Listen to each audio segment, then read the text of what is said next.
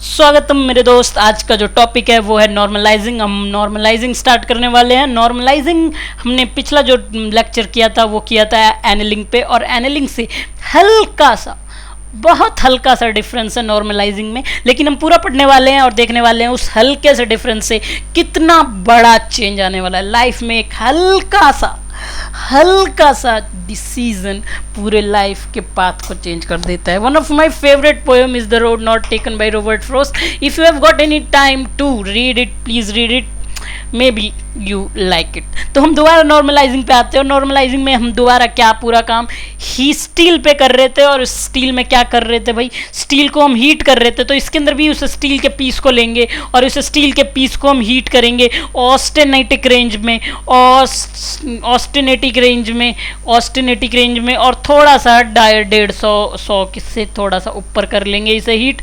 ठीक है, हीट करने के बाद हम उसी टेम्परेचर पे इसे होल्ड करके रखेंगे आधा घंटा से लेके 1 घंटा तक।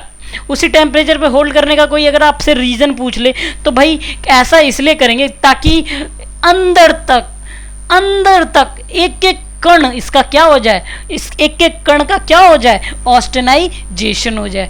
Every part of this steel piece get austenized. तो austenization get take place uniformly, uniformity आ जाए, इसलिए हम half an hour to 1 hour we hold it at that temperature.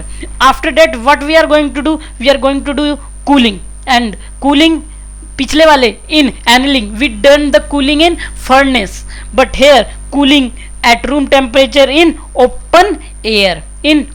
That is the only big superstar, Michael star, whatever star, polar star, जो भी है, यही difference आने वाला है।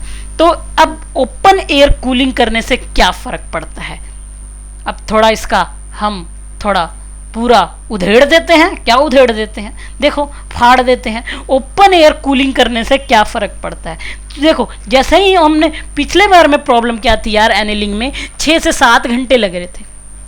अब कौन बिजनेसमैन 6 से 7 घंटे कूलिंग करने के लिए रुकेगा? इसका मतलब आप फर्नेस में आज बंद करके गए और शिमला घूम के वापस आ गए और फिर ठंडा हो रहा है, ऐसा कौन चाहेगा?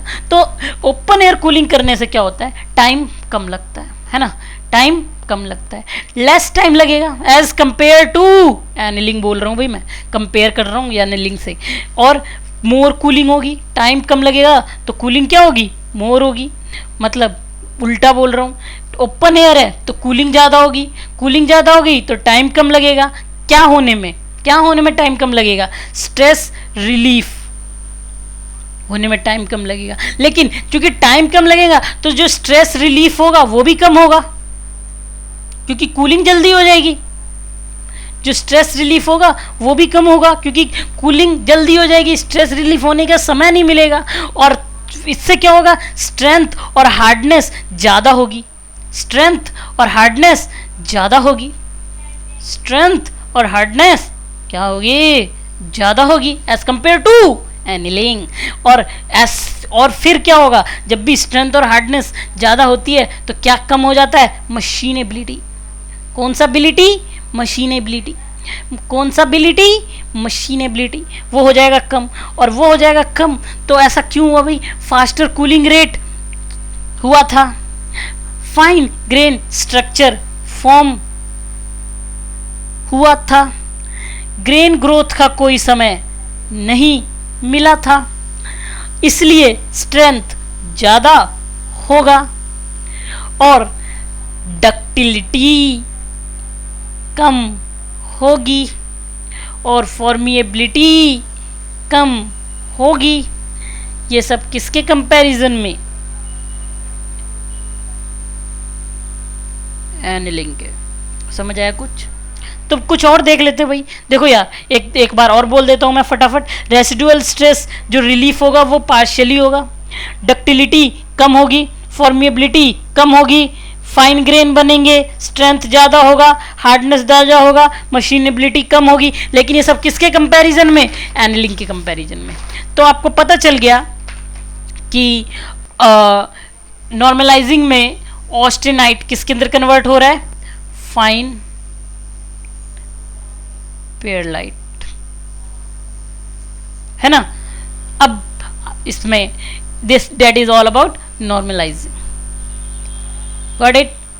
Any doubt? Google it man, don't ask me. Bye bye.